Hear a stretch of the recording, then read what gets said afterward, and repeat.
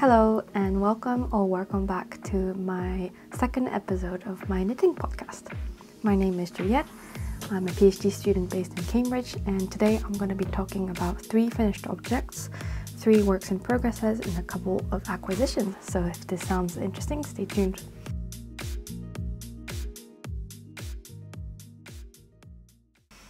So today I'm really excited to be sharing my finished Stockholm sweater v-neck, which is what I'm wearing today.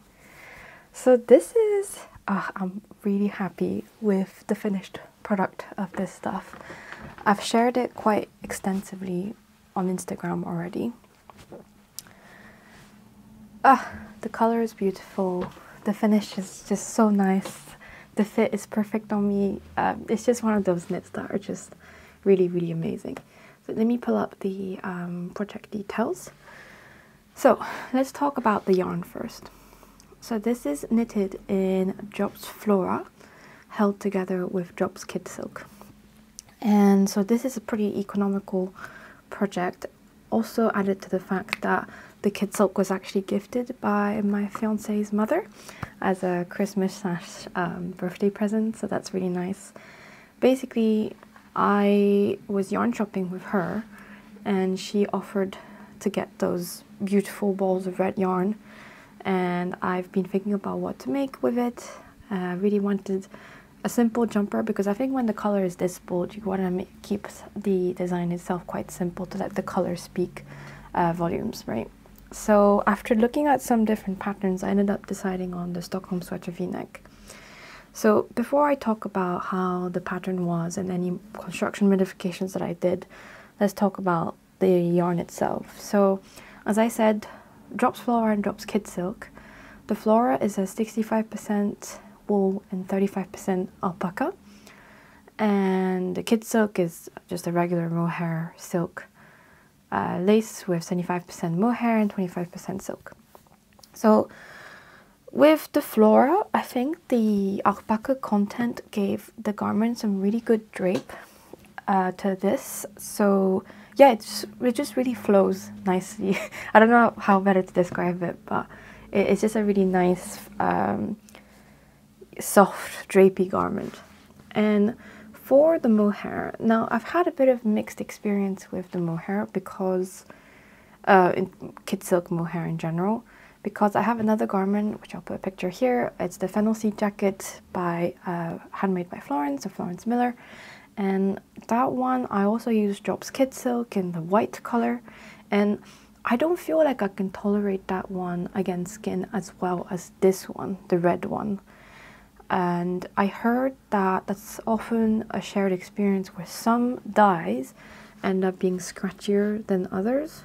I don't know.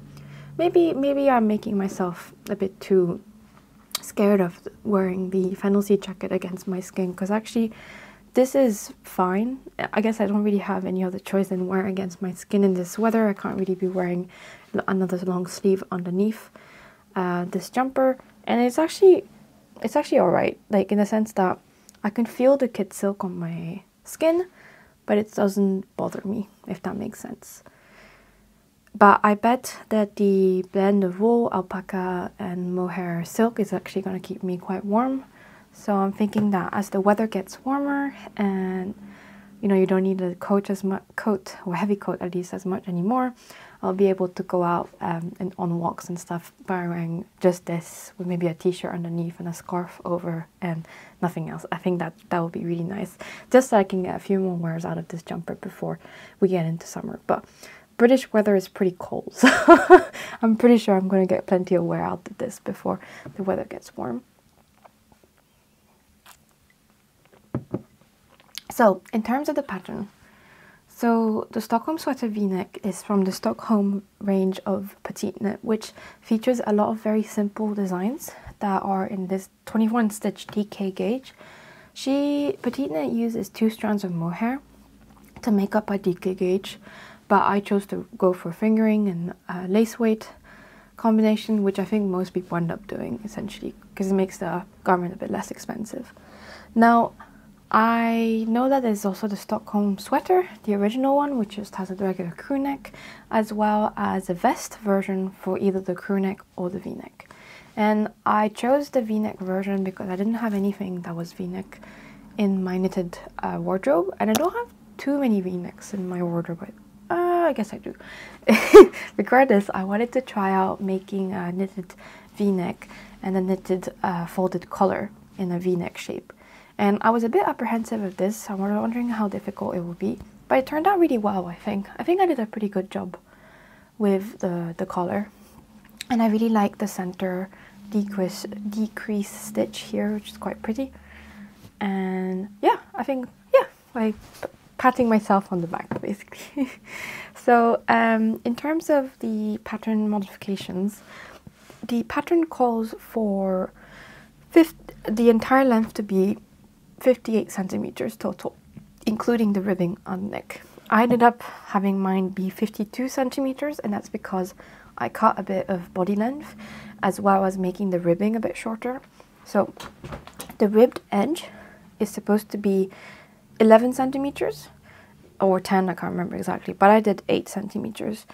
And then same for the sleeves. It was supposed to be 11 at the sleeves, but I did 8. And I just counted the number of rows that I did in ribbing here and matched that in my sleeves, so I have a bit of, you know, a bit of pattern continuity, basically. So I think that's like really perfect. So before blocking, right, my sleeve was just around here, and after blocking, the sleeve grew quite a bit, so I guess this much, basically. And it's now at a perfect length where I can do this with my sleeves, which I think I finally got the sleeve length right on a garment. So I'm going to make sure that I aim for this sort of length, basically, in any of my future garments. Now, in terms of the body length, it means that basically it's not cropped, but like it just hits my hip bone right here. So if I'm wearing high-waisted jeans, which are kind of here, they do go past that, but they don't quite go past my hips, basically, which I think honestly is like, yeah, it's my usual perfect length. Because if I can avoid tucking things in, I will, but it still has the option to do so with this length. So this has 16 centimeters of positive ease on me. And again, I think, as I said, like everything about this pattern, in my opinion, is perfect, because I think that 15 to 20 centimeter positive ease range is the perfect spot for me. This gives just enough room without it feeling baggy. Neither it is any tight. It's just, I think it's just the perfect spot for me. I think I read a few Instagram, or I saw a few YouTube posts talking about how it's good to figure out your perfect numbers.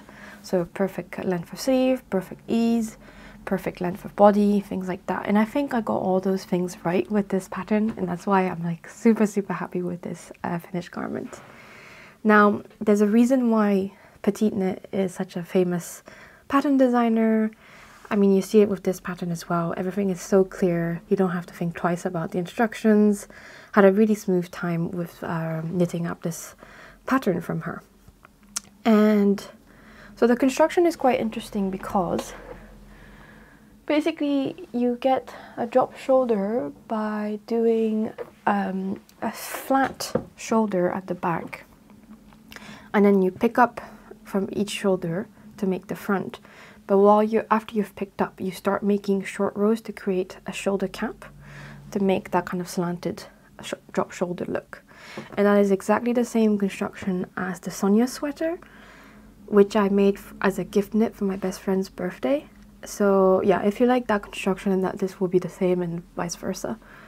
So yeah, I think it turned out really well. I'm so again, as I said, I'm so happy with this jumper. I've been posting a lot about this red jumper on my Instagram. Is it my magnum opus? Maybe not, because my porcelain sweater was really intricate work, but I don't like the fit of it as much as I love the fit of this one. So it's definitely my best fitting garment for sure. Maybe a strong contender would be my sweater number 9. But yeah, super happy to be done with this. So it took me exactly 2 months. So I started February 2nd yeah, and I finished on April 1st, and it took me, you know, 24 hours to block, etc. So yeah, 2 months exactly, which is usually my going rate for finishing garments whenever I have other things going on as well. So you know, the whips that I'm going to mention and stuff. Yeah, if I have other things going on, I can finish a jumper in 2 months. If I concentrate on just the one jumper, I can finish it within a month. So, for example, my sweater number 9, which is quite a large gaze, granted that, I finished in a week. And the Sonia sweater, which is on a worsted / iron weight, I finished that one in exactly a month. So yeah, good rate for me. So this is my second finished garment of the year. So yeah, super excited. So my second finished object is kind of delve into what I call finishing my languishing knits. This is a whole chapter in this episode, basically. So because I've been working on these large garments, so this one and some of the other things that I'm going to mention in the works in progress, I was feeling a deep need to finish something off, because I basically hadn't casted off anything since I finished my fennel seed jacket back in January. So I took out some of my languishing knits, so things that have been sitting in my pile of works in progress for like a good few months, and I found these things that I honestly just need a little bit before they were finished. So while I was working on my other things, I also took these out and finished them off, so I could have that satisfaction of casting something off. So the first one of those is my Una socks. So apologies that they're looking quite manky already. It's because I've already worn these with my loafers that have like a brown leather lining inside, and I think the brown stain just kind of slightly transferred onto the back of my heels and the sole of the foot. So yeah, these are clean. But these are the Una socks, which are from the book 52 Weeks of Socks. So this is my second pair of socks that I've knitted from this book, which I got last summer, and I started these socks last summer as well. And what happened is that I finished one sock, was super happy with it, but then got second sock syndrome, as most people do, and just never finished it. And I was like halfway through as well. I was about this part. I had done this much basically, and I gave up on it. And it was always my dream to wear my cute lace knitted socks with loafers and Mary Janes. And I recently got some Doc Marten Mary Janes that have like the double buckle, which are super cute. And so I was thinking, and that I got for my birthday in December. So I was feeling like, yeah, I really need to finish some of these socks so I can have them to wear with my new Mary Janes. So here they are, and I'm super happy with it. The lace pattern is very, you memorize it by the time you get to the third pattern. It's that easy. And super, I guess quick, because how many lace patterns? You can count, so you have to do 8 lace patterns for the foot, for the leg, and I think I ended up doing 1, 2, 3, 4, 5, 6, 7, 8, 9. So only 9 of these kind of lace pattern bits for the foot for my size. I'm a UK size 4 for reference. So yeah, I mean, it's quite, it should be a quick knit, right? But I procrastinated as usual. So, oh, I haven't mentioned the yarn. The yarn is languishing. It's the one that looks like a tube, kind of looks like a Folklore Arvetta. And it has the added benefit of coming with a spool of nylon thread that you're supposed to hold double with your sock yarn when you're doing any stress points like the toes or the heel. But I didn't do it for the first sock, and then by the time I got to the second sock, I was like, it's all or nothing. If I haven't done it on one sock, I don't want to do this on another. So I decided to not have any additional nylon thread in either of the socks. Maybe it's my mistake, whatever. But I still have plenty of the yarn left, and as well as the nylon thread spools. So if I ever need to do some mending, it will be easy enough to do with those. The languishing is a pretty budget-friendly sock yarn, which comes in a large range of colors. So I think it's quite favored by people who do color work for socks. It's 75% superwash merino, if I'm not mistaken. Let me check for a second. Yeah, 75% superwash merino, not merino, just Corriedale wool, and 25% nylon. And yeah, I was quite happy with the yarn. I mean, nothing much to say. I guess it's nice that it comes with an additional spool of nylon thread, but otherwise it's just like any old regular sock yarn. Now I do have to say that I've only worn these a couple times and the heel has already felted, which I heard is actually a good thing, because then it makes the fabric nice and dense at this stress point here, which means that you're less likely to have any holes. And I think it's also slightly felted at the bottom of the toes. So yeah, I mean, we'll see how it wears. I guess any bit that's the heel or stockinette is looking a little bit pilled, but the lace itself is intact. No signs of wear on the heel, on the lace patterns. So I'm quite happy with that. Right, so in keeping with the theme of finishing my languishing knits, the second finished object I have to show you, sorry, third finished object that I can show you today is my little secret crop. Now, it doesn't look, oh sorry, it's a bit overexposed. It doesn't look like much when I hold it up like this, so I included a picture of me wearing it. So if you've watched my spring summer knitting plans video, I've already mentioned how I finished this project and how I plan to make another one of these in some leftover Drops Daisy yarn, which is a non-superwash merino in the color cobalt blue. So yeah, imagine this but in a nice cobalt blue color. I think that would look really nice. So this pattern, let me pull up the details, is a pattern by My Little Secret Crop by Jessie Maid Design, which is this cute little crop top that you do bottom up. So you do the body in the round, and then you split for the front and back, and then you do the double knitted sleeves. Very simple construction, and it's done in this 3x3 rib, which is quite like you get into the rhythm of it pretty easily. It's not dreadful or anything. And I believe that she highly encourages using stash yarn for this pattern, because it requires very little yardage essentially. So I barely tapped into the second ball of my DK bamboo and cotton wool. So yeah, I think I'll have definitely enough yarn with the, what's it called? The cobalt blue color, the Drops Daisy cobalt blue. So yeah, I used Stylecraft Naturals bamboo and cotton, which is 60% bamboo and 40% cotton blend. And so I think I picked this up really randomly whenever I was shopping from Wool Warehouse, and I was like, I want to try something new. And I was sure I could make a nice summer top out of this.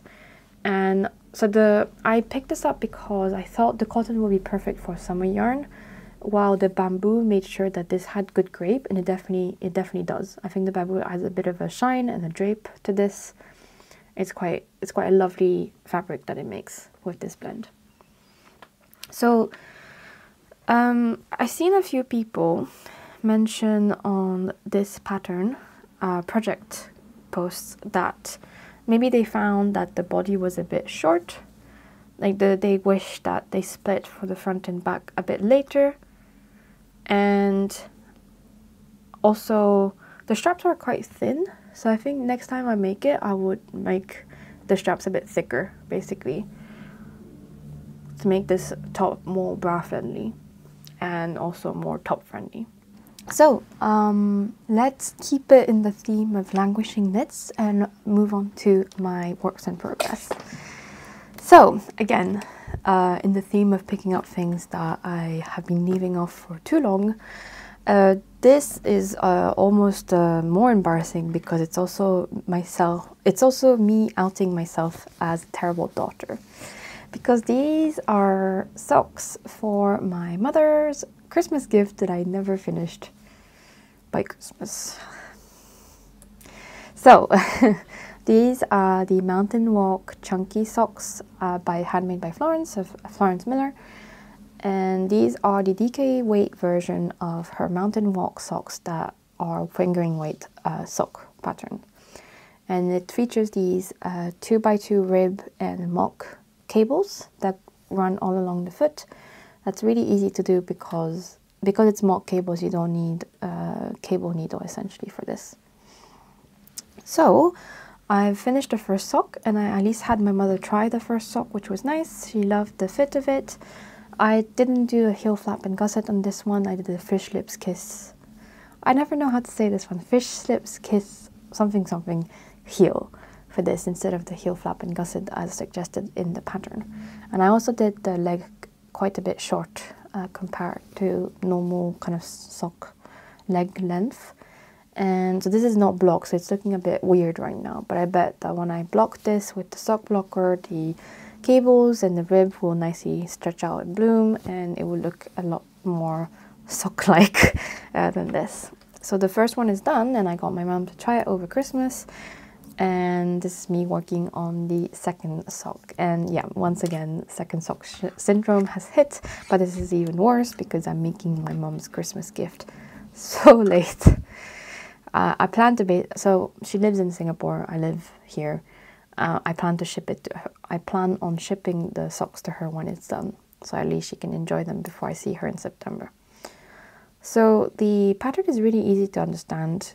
I mean, it's a sock pattern, so there's not much that you can go wrong on, but handmade by Florence also is really talented.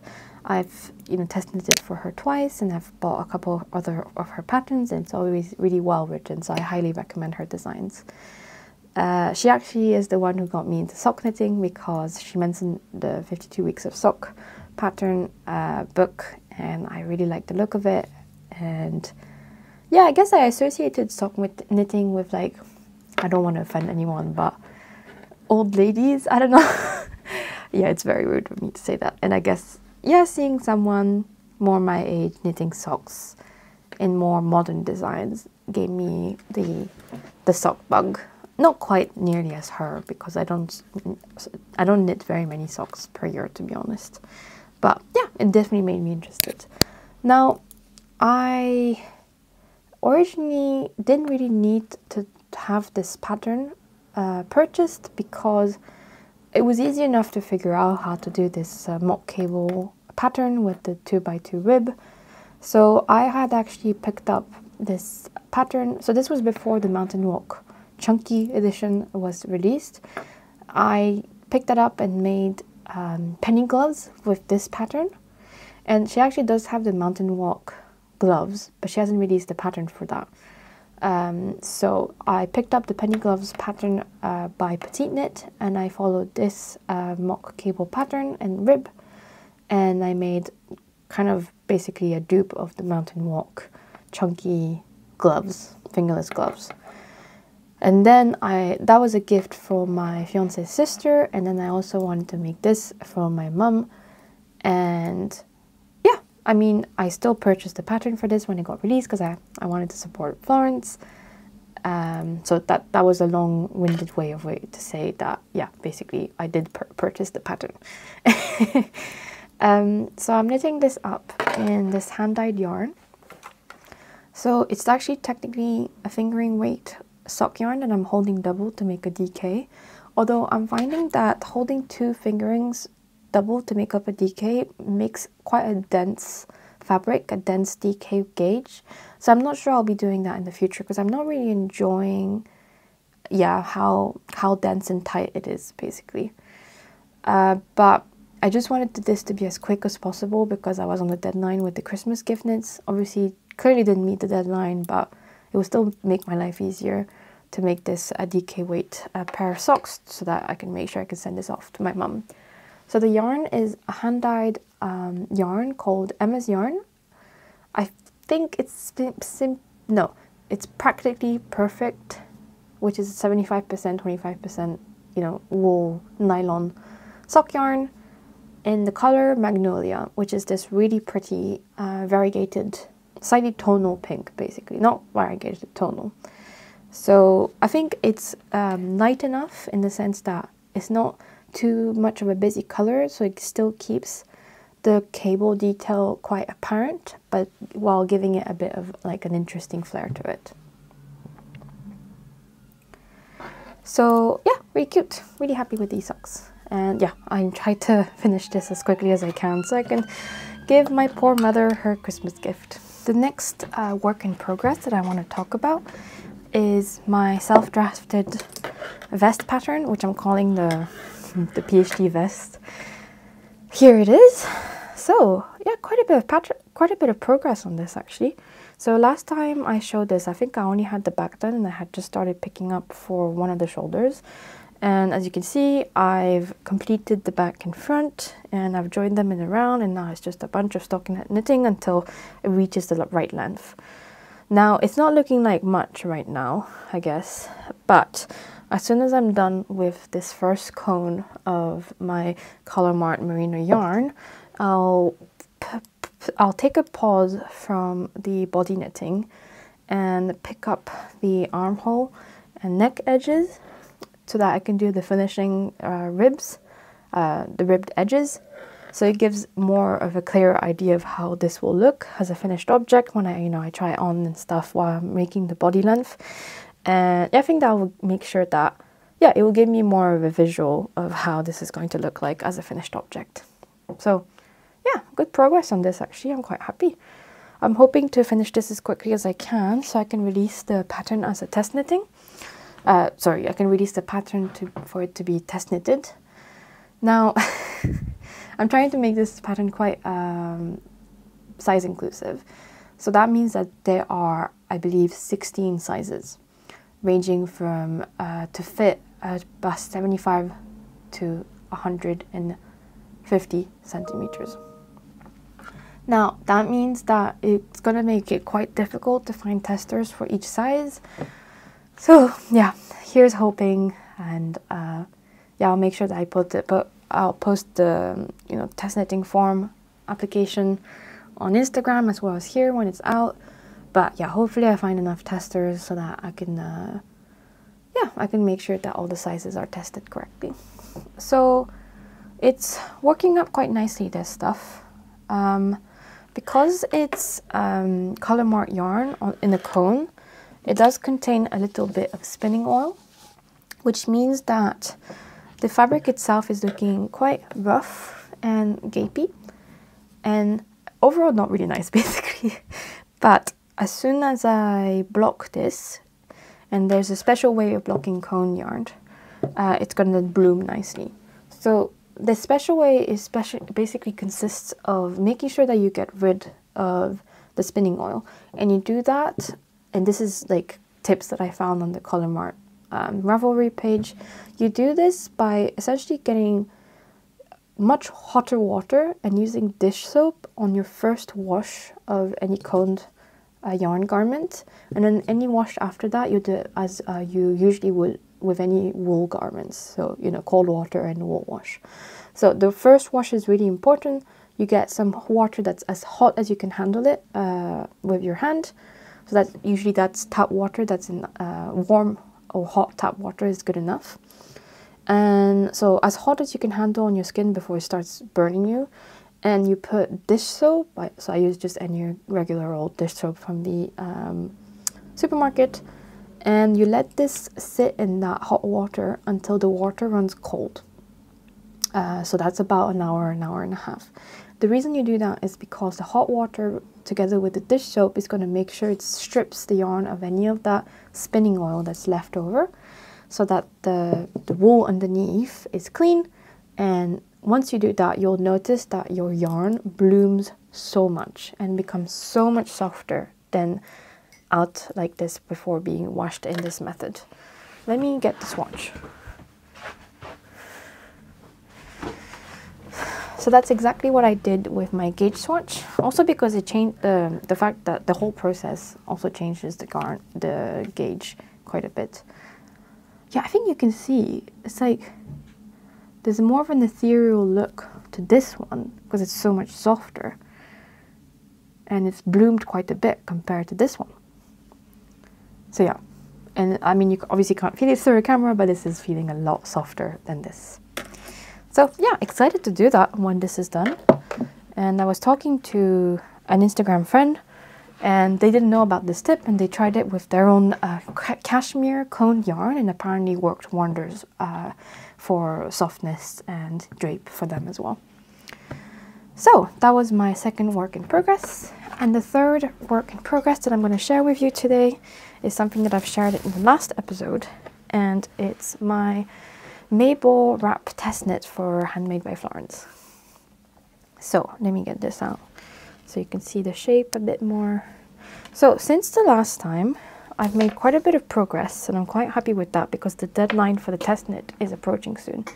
So I've made the one sleeve, and while last time I had only done this much of the double knitted edge, this time I have the whole right front panel done and the back of the neck done for the double knitted edge. And all I have to do left is the left panel edging, the left panel edge. So yeah, pretty cool. And I'll include a picture here. It's great that I have a sleeve done because now it gives a much better idea of how the garment is going to look like. And the yarn that I'm using is Sandnes Garn Sunday in the Petite Knit edition in the color 5012 Perfect Purple, together with Filcolana Tilia in the color 353 Frisia. So I've mentioned how much I enjoy working with this yarn combination last time, and I still very much do. Such a smooth combination, and I think I'll definitely try using these two together in the future. It's my first time working with Sandnes Garn Sunday, really lovely, and the swatch also blooms really nicely. So I'm really excited about the finished object.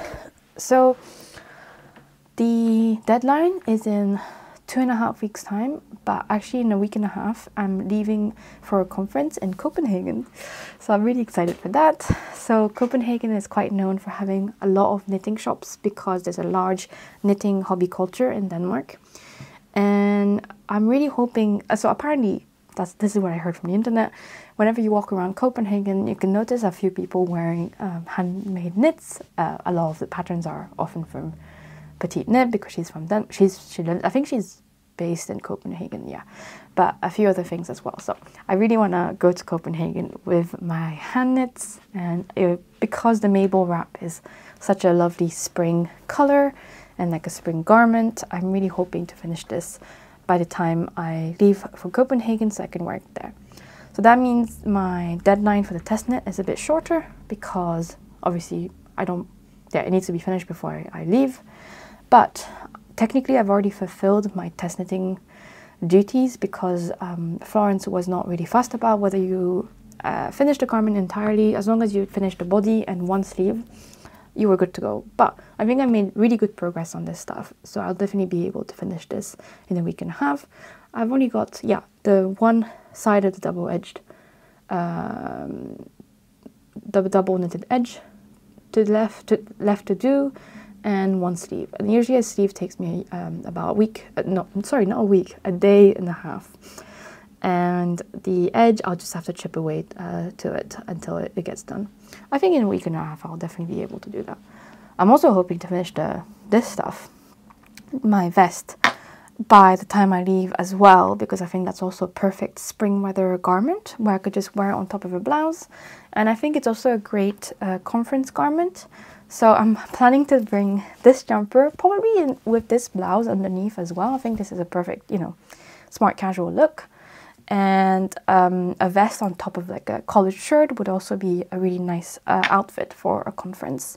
So this is an academic conference, and it's also a stats one, so it's not it's not like a suit dress code. People don't really bother dressing up too nicely, but yeah, you shouldn't come in a t-shirt, I suppose. So yeah, really excited to be wearing those in Copenhagen. So that's the plan. Yeah, finish these things before I have to leave. For the last section of today's episode, I'll be talking about some of the acquisitions that I have had in the last 2 weeks. So I've received a couple of orders that I've been waiting on for a bit, and yeah, I'm going to share it with those with you today. So the first one, which is really exciting and also perfect timing, Copenhagen, and I'll explain a little bit later, is, it looks so good on camera. It's this stuff. This is Surrey silk lace in North Coast Coven by the wonderful Hannah from the Camel's Yarn. And I picked these up, so I didn't actually pick it up. I ordered this when I was at the East Anglia Yarn Festival because she had one of these at the stall display, but only one, and I would need about 3 to make a sweater quantity because this is 400 meters per 50 gram hank. So I would need, yeah, at least 3 to make a sweater quantity. And so she offered instead that I do dyed to order with her there and then. And in exchange for not having it in the store that day, she would then offer the shipping for free. So I was like, cool, perfect, let's do that. And she warned me that the shipping might take some time because she's moving house at the moment and she also has a few other orders to dye up. And when she told me that, I was like, no problem at all. This is a winter project. I don't plan on using this anytime soon, so take your time. And you know, when she said it will take some time, I was expecting maybe 5 to 6 weeks, but these, I got the shipped order confirmation after 2 weeks of placing the order, and that was really great, which is actually really good for me because I plan on holding this with another strand of yarn, and I'm planning on holding this with either knitting for olive merino or heavy merino. And so because the color is really wonderful, but it's quite a specific color, right? Well, colors, because there's multiple. There's like beautiful moss green in here, as well as some lavender haze purple. The main kind of general theme is dusty blue, but yeah, with a lot of variation in this. So I really want to make sure I get the yarn that's going to match well with these colors. So my plan is to bring one hank of these, probably this one because it's got all the colors that I was mentioning the most. And I will bring this to the Knitting for Olive shop in Copenhagen and yeah, basically hold, you know, the different yarns together to make sure that I make the right pick that matches this Surrey silk lace. Now, the content of this is 65% baby Surrey alpaca and 35% mulberry silk. This is my first time picking up a Surrey lace, and I heard many people mention that it's a great alternative to mohair. Now, for people who have like skin sensitivities. Now, I don't particularly have any sensitivities, as I said. Like, yeah, I can tolerate this drop skid silk just fine. But I mean, I can still feel it against my skin if it doesn't irritate me. So if I can take anything that will feel a bit like having a cloud on against my skin, I will definitely choose that. So I'm really excited to try this base out for the first time. Now, in terms of patterns that I'm thinking of doing with this yarn, I've been looking at Ravelry just before starting filming this video, and I'm trying to settle on something that's simple so that, again, the color can just be the main focus of the garment. Oh, it's so pretty. So I'm thinking something stockinette. So I'm saying either merino or heavy merino because I don't quite know whether I want to make a heavy garment or like a DK weight garment, but I've been thinking about the yun sweater. It's very nice, or maybe just a simple oversized drop shoulder sweater, a bit like the sweater number 23. Yeah, still trying to decide whether I want to make a worsted weight or DK weight garment. I'll have to decide that probably closer to winter to see what's missing in my wardrobe and what I want out of this. But it's so cozy. It's so nice. I'm really excited for the series. Right, and the last bit I want to share with you today is my Market Towns yarn subscription yarn. So I've mentioned this briefly in the Spring Summer Knitting Plans video. I get a yarn subscription of their squishy sock fingering weight sock yarn from Market Towns Yarn, and they're sold by Yarnworks. So I believe it's basically their house yarn. So it's hand dyed in Suffolk, so in Hadley, and Yarnworks is the one that ships and sells these. So I used to be on a different yarn subscription. I was on Emma's Yarn DK weight sock yarn subscription, which is really nice, but it was a bit more expensive than this one. It kind of makes sense because this is their house yarn subscription, whereas Emma's Yarn is something that's shipped from Florida. So yeah, that adds up to the cost. And on top of that, this being cheaper in the first place, there was also an interesting price difference, because if you got this shipped flat, so essentially your yarn is just kind of flattened in this piece of really thin cardboard, and it's sent as a large letter, they will offer the shipping for free. So that would essentially save me about £4 on shipping. And so the way it's looking right now, it's hanked because I just did the hanking, and it took me a minute, and it was super simple, and it looks delicious and squishy. Just want to squish this. So this is the March yarn subscription colorway, and it just reminds me of spring. It looks like a daffodil in a yarn, in a hank like this. So cute. I definitely don't think this is my color, but you know, as I said in the other video, I'll forfeit any of that color analysis stuff because this is just such a bundle of joy. I probably won't make socks out of this. As I said, I'll probably make a summer top out of this. I think as a summer top it will bring a lot of joy, basically, because this color is just so joyful. So yeah, so these are all the things that I have to share with you today. So in terms of the next episode, I'll be filming it before I leave for Copenhagen, and hopefully I'll be finishing, you know, these finished things, garments that I wanted to bring with me to Copenhagen to the conference. But when I'm in Copenhagen, I'll make sure to do a bit of a vlog style video visiting all the yarn shops that I plan to visit over there. And I also have quite a extensive shopping list that I am taking with me to Copenhagen, so I can get all those delicious Danish yarns over there, and so I'll make sure to share all those acquisitions when I'm back from Copenhagen as well. So thank you very much for watching, and see you next time. Bye!